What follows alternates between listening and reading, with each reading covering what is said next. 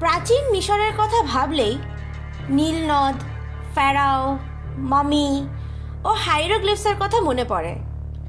এখানকার কিছু বিখ্যাত ব্যক্তিবর্গের মধ্যে অন্যতম হলেন ফ্যারাও তুতানখামেন।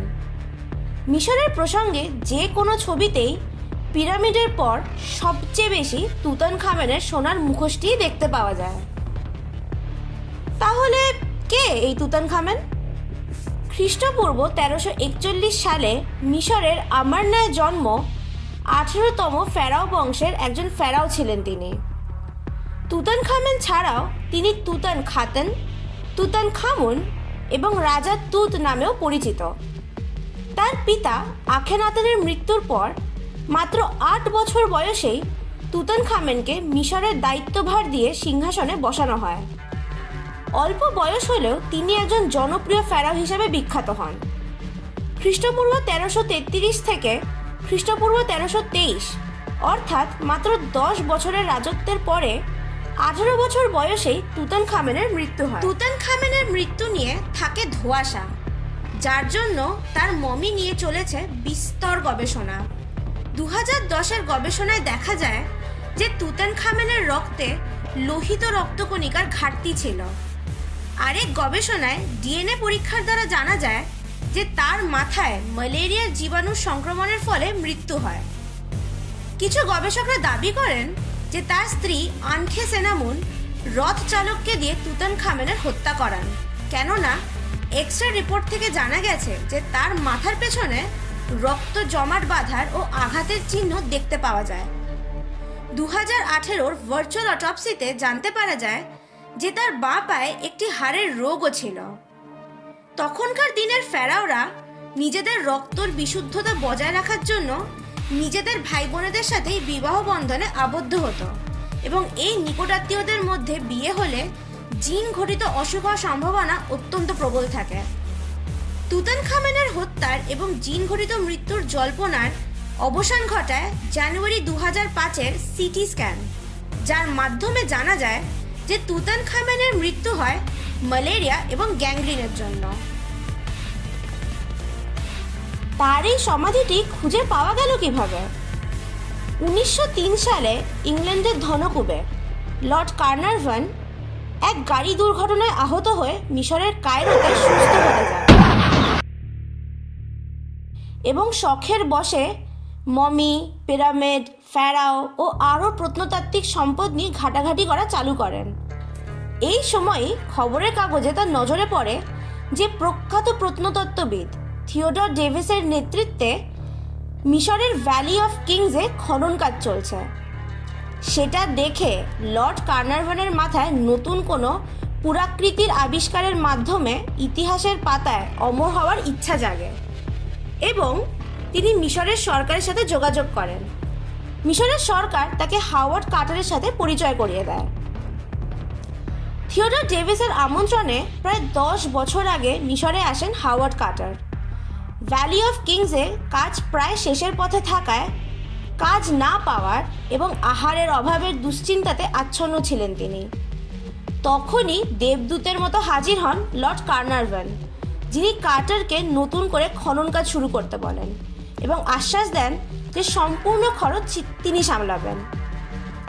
এর আগে ডেভিসের নেতৃত্বে খনন কাজে ফ্যারাও তুতানখামেনের নাম লেখা কিছু লিনেনের টুকরো কার্টার এবং ডেভিস খুঁজে পেয়েছিলেন। তাই কার্টারের দৃঢ় বিশ্বাস ছিল যে ওই এলাকারই কোনো স্থানে একটি স্বর্ণ নির্মিত কফিনে কিশোর সম্রাট তুতানখামেন শয়িত আছেন। 1917 সালের ডিসেম্বরে ভ্যালি অফ কিংসে আবার খনন কাজ শুরু হয়। 5 বছর কেটে যায়, কিন্তু তুতানখামেনের সমাধির কোনো চিহ্নও পাওয়া যায়নি। নিরাশ হয়ে লর্ড কার্নারভন জানান যে তিনি আর এই খনন কাজের জন্য টাকা দেবেন না, কিন্তু কার্টারের অনেক অনুরোধে তিনি আরও 1 বছরের জন্য কাজটি চালানোর জন্য রাজি হন এবং 1922 সালের নভেম্বরে ভ্যালি অফ কিংসে আবার খনন কাজ শুরু হয়। নভেম্বরের 8 তারিখে সকাল 10টার সময় কার্টারের এক শ্রমিক খোঁড়াখুড়ির কাজ করতে গিয়ে একটি সিঁড়ির সন্ধান পায় এবং সে ছুটে গিয়ে কার্টার এবং তার গোষ্ঠীকে খবর দেয়। দ্রুত সেই স্থানে পৌঁছে কার্টার এবং তার শ্রমিকরা সেই গর্তটি খোঁড়া শুরু করে। কার্টার তখন খুঁড়তে খুঁড়তে একটি পাথরের নিচে চাপা পড়ে থাকা সিঁড়িটি খুঁজে পান, যেটি ধাপে ধাপে আরও নিচের দিকে যাচ্ছিল। সেই সিঁড়ি থেকে বড় ভারী পাথরগুলি সরানোর পর একটি বন্ধ দরজার একটি অংশ দৃশ্যমান হয়। সেই দরজার ওপরে মিশরের রাজকীয় কবরের চিহ্নও দেখতে পাওয়া যায়। টান টান উত্তেজনায় কার্টার ভাবতে থাকেন যে তিনি কি সত্যি প্রতীক্ষিত ফেরাও তুতানখামেনের সমাধি আবিষ্কার করে ফেলেছিলেন। কর্মীদের ইতিহাসের সাক্ষী হওয়ার অধীর আগ্রহ উপেক্ষা করে কার্টার মনস্থির করেন যে তিনি লর্ড কার্নারভ্যানকে নিয়ে এসেই দরজাটি খুলবেন। আর সেই মাহেন্দ্রক্ষণটি এলো 29শে নভেম্বরে। কার্টার ও তার দল, লর্ড কার্নারভ্যান ও তার পরিবার, মিশরের যুবরাজ, সরকারের কর্মকর্তা এবং মিশরের বিশেষ ব্যক্তিবর্গদের সামনে সেই দরজা খুলে ফেললেন কার্টার। দরজার উল্টো দিকে কার্টারের সব স্বপ্ন পূরণ হয়। তিনি সত্যিই তুতানখামেনের সমাধি খুঁজে পেয়েছিলেন এবং অফুরন্ত বিস্ময় সেই ঘরে তাকে হাতছানি দিয়ে ডাকছিল অগণিত সোনাদানা, হীরে জহরত ও আরও মূল্যবান ধনরত্ন।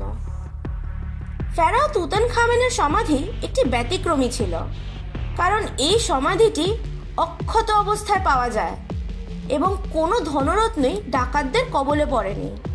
তার কারণ এটাই যে কার্টারের আগে সেই সমাধি কেউ খুঁজেই পায়নি। তুতানখামেনের সমাধির আবিষ্কারের খবর দাবানলের মতো পুরো দুনিয়াতে ছড়িয়ে পড়ে এবং সেই দলটি বিশ্ববিখ্যাত হয়ে যায়। দলের বেশিরভাগই মিশরের অধিবাসী ছিল, যারা ভালো করেই প্রাচীন কবরের খোদাইয়ের সাথে জড়িত ভয়ঙ্কর অভিশাপের কথা জানত। কিন্তু কুসংস্কারে অবিশ্বাস করা কার্টার তাদের এই কথাতে আমল দেননি। তাদের এই কবর আবিষ্কারের উল্লাস এবং ধনসম্পদের মুগ্ধতা বেশি দিন স্থায়ী হয়নি। যেমন তুতানখামেনের মৃত্যুর কারণ নিয়ে সুনিশ্চিতভাবে কিছু ধারণা পাওয়া যায়নি এবং সময়ে সময়ে হওয়া গবেষণায় উঠে এসছে অনেক চাঞ্চল্যকর তথ্য, ঠিক তেমনই তার তথাকথিত অভিশাপ নিয়েও অনেক তথ্য সামনে আসে। কথায় আছে, সমাধিকক্ষে প্রবেশ করার পরেই কার্টার সেই কক্ষের দেওয়ালে হাইরোগ্লিফসের লিপিতে কিছু লেখা দেখতে পান, যেটির বাংলা অনুবাদ হলো, যে রাজার চিরশান্তির ঘুম ভাঙাবে তার উপরে নেমে আসবে অভিশাপ। মিশরীয়দের কাছে অভিশাপ জিনিসটি হেকা নামের জাদুবিদ্যার এক অস্ত্র ছিল, যেটির সাথে অদৃশ্য মহাজাগতিক শক্তির সংযোগ আছে এবং সেই শক্তি নিয়ন্ত্রণ করতে পারত। এবার তেমনই কিছু ঘটনা নিয়ে বলা যাক। তুতানখামেনের কবরের উন্মোচনের পরের দিনই কার্টারের প্রিয় ক্যানারি পাখিটি একটি গোখরো সাপের ছোবলে মারা যায়। লক্ষ্য করলে দেখা যাবে ফেরাওদের মুকুটে গোখরোর ফনা তোলা সাংকেতিক চিহ্ন দৃশ্যমান। 1923 সালের 5ই এপ্রিল লর্ড কার্নারভ্যান মৃত্যুবরণ করেন। কেউ বলে মশার কামড়ে, কেউ বলে শেভ করার সময় অতিরিক্ত রক্তপাতে। লর্ড কার্নারভ্যানের মৃত্যুর কিছু ঘন্টা পরেই তার কুকুরটি একটি অজানা জিনিস তাড়া করতে গিয়ে মারা যায়। 1923 সালে সমাধিতে পা রাখা মানুষদের মধ্যে অন্যতম একজন আমেরিকান ধনকুবের জর্জ গোল্ড অসুস্থ হয়ে পড়েন এবং পরে নিউমোনিয়াতে মারা যান। তৎকালীন যুবরাজ আলী কামেল ফাহমি 1923 সালে সমাধির উন্মোচনের পরেই নিজের স্ত্রীর হাতে গুলিবিদ্ধ হয়ে মারা যান। তুতানখামেনের মমি প্রথম এক্স-রে করেছিলেন স্যার আর্চিবাল্ড ভগলেস বে, যেটার পরের দিনই তিনি অসুস্থ হয়ে পড়েন এবং বহুদিন অসুস্থ থাকার পর 1928 সালের 28শে জানুয়ারিতে তার মৃত্যু হয়। ফ্র্যাঙ্ক র্যালি নামে একজন ফটোগ্রাফার, যে তুতানখামেনের কবরের ছবি তুলেছিলেন, অন্ধ হয়ে যায়। দক্ষিণ আফ্রিকার ধনী ব্যবসায়ী উলফ জোয়েল শখের বশে তুতানখামেনের মমি দেখেন এবং তার কিছুদিন পরেই সিঁড়ি থেকে পড়ে গিয়ে স্ট্রোকে মারা যান। সুদানের গভর্নর জেনারেল স্যার লি স্ট্যাকো সেই সমাধিটি দেখতে গেছিলেন, যেটার পর তাকে কায়রোতে গুলিবিদ্ধ করে মারা হয়। আর্থার মেস নামক কার্টারের দলের এক খননকর্মী আর্সেনিকের বিষক্রিয়াতে 1928 সালে বেঘোরে প্রাণ হারান। হাওয়ার্ড কার্টারের পার্সোনাল সেক্রেটারি রিচার্ড বেথেল, যিনি কার্টারের পেছনেই সেই সমাধিতে প্রবেশ করেছিলেন, তার পোড়া দেহ 1929 সালের 15ই নভেম্বর লন্ডনের এক অভিজাত ক্লাবের থেকে উদ্ধার করা হয়। এমন করেই সমাধি আবিষ্কারের সাথে জড়িত প্রায় সবাই মারা যান কোনো না কোনো কারণে। তাহলে এই মৃত্যুগুলি কি কোনো অভিশাপ নাকি কোনো গুজব? তুতানখামেনের সমাধির কক্ষের ভেতরে মৃত্যুর দেবতা অ্যানিউবিসের এক মূর্তি পাওয়া যায়, যাতে নাকি লেখা ছিল যে আমি দেবতা অ্যানিউবিস, আমি এমনভাবে এখানের বালুকণাকে আটকে দেই যেন কারোর পক্ষে গোপন কক্ষে প্রবেশ করা সম্ভব না হয়। আমি এই সমাধির রক্ষাকর্তা। কিন্তু খবরের কাগজে এই উক্তিটি যখন ছাপা হয় তখন এইটার সাথে একটু যোগদান দিয়ে একদমই অন্যভাবে এই উক্তিটি ছাপা হয়েছিল, যাতে লেখা ছিল যে যারা সমাধিতে প্রবেশ করে রাজার শান্তির ঘুম ভাঙানোর চেষ্টা করবে আমি তাদের মৃত্যু প্রদান করব। মমির অভিশাপ নিয়ে বেশি চর্চা হয় লর্ড কার্নারভনের মৃত্যুকে ঘিরে।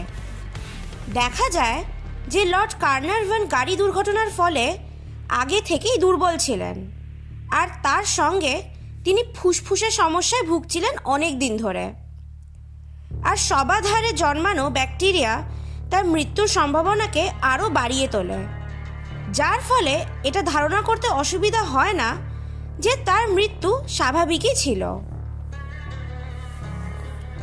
অনেকদিন সমাধিক্ষেত্রে কারোর প্রবেশ না হওয়ার ফলে সমাধিক্ষেত্রে অনেক প্রাণঘাতী ব্যাকটেরিয়া আর ছত্রাকের সন্ধান পেয়েছিলেন বিজ্ঞানীরা, যা দুর্বল শারীরিক প্রতিরক্ষা সম্পন্ন কারোর পক্ষে প্রাণনাশের কারণ হতে পারে।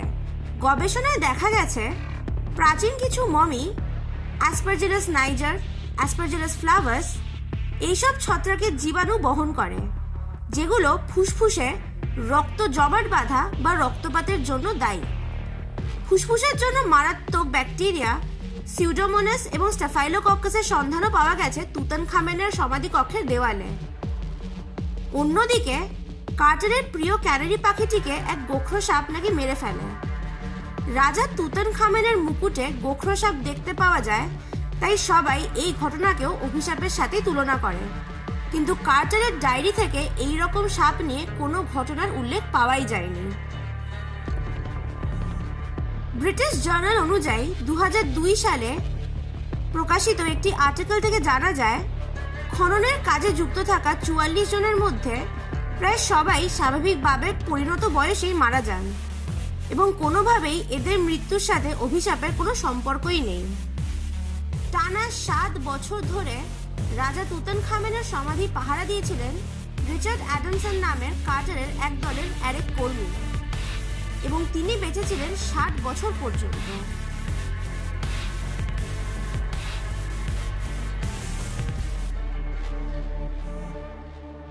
ফেরাও তুতানখামেনের সমাধি প্রত্নসম্পদ নিয়ে গবেষণা করেছিলেন প্রফেসর এডওয়ার্ড এ ব্যাজ এবং P.E. নিউবেরি নামের দুজন বিজ্ঞানী, যারা দুজনই স্বাভাবিকভাবেই মৃত্যুবরণ করেছিলেন।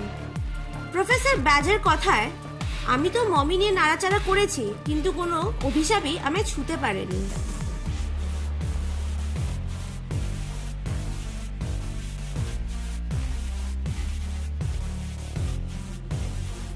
ফেরাও তুতানখামেনের মমির সাথে সত্যিই কি কোনো অভিশাপ জড়িয়ে আছে, নাকি এটা একটা গুজব মাত্র? ভিডিওটা ভালো লেগে থাকলে লাইক করুন এবং আরও এরকম নতুন নতুন গল্প শোনার জন্য চ্যানেলে সাবস্ক্রাইব করে বেল আইকনটা প্রেস করে দিন। আর কমেন্ট সেকশনে নিশ্চয়ই জানান যে ভিডিওটি আপনাদের কেমন লাগলো।